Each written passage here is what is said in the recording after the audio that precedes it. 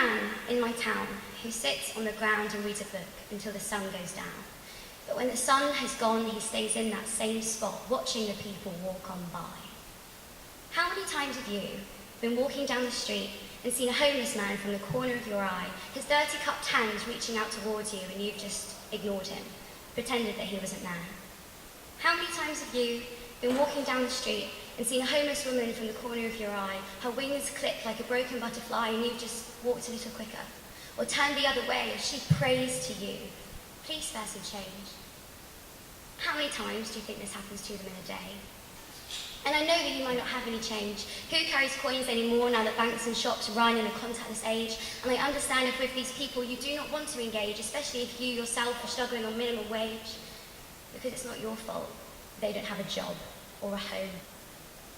They know that you can't give them a home or a job or a three-course meal, but whether they are male or female, young or old, white or black, all they want is their dignity back.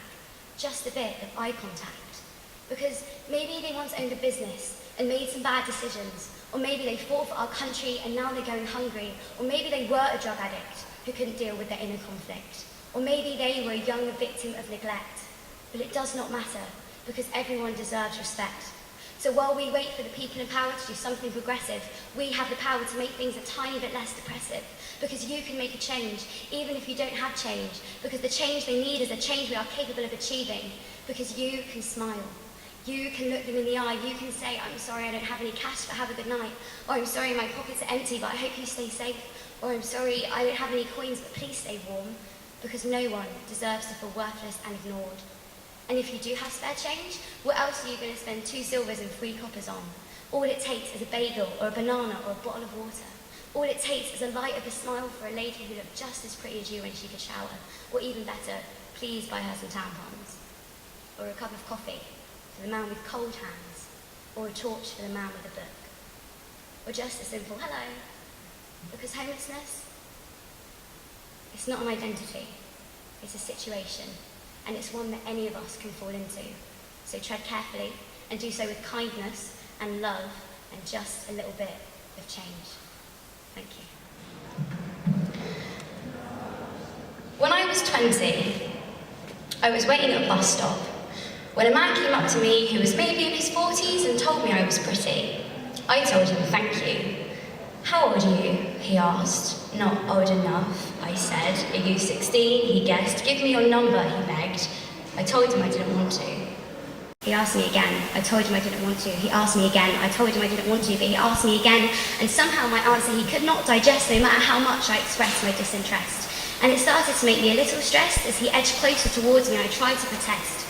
But then taking me by surprise, fright and tears filling my eyes, he grabbed me tightly by the jaw and effortlessly disobeying the law, kissed me aggressively on the forehead. And inside, my heart bled for all the girls who really were 16, for all the other young girls who had to deal with this unforeseen, horrific and unnerving confrontation. About half an hour later, I hopped off the bus and I was walking down the street, still shaking with fear, arms crossed and head down, when all of a sudden I hear a man's voice jarring and brassy in my ear, "Smile!" Who is he to decide how my face should be styled when all of the while I still have bile in my throat from my earlier encounter so vile? And now who is he to try and beguile me through assuming I should look more attractive than I do purely to please him? Who is he to decide how attractive I should seem when all I want to do is scream and release the outrage and vexation inside of me? And I think, how can it be that a man has made me feel the same way with a command as another man did with his 2 hands? They both touched me in ways that weren't warranted or wanted, and I will forever be haunted by the inappropriate actions that these 2 strangers adopted, their opinion on the purpose of women and girls completely distorted, and causing me to feel violated, dirty and mentally exhausted. When I was 19, I was lying in bed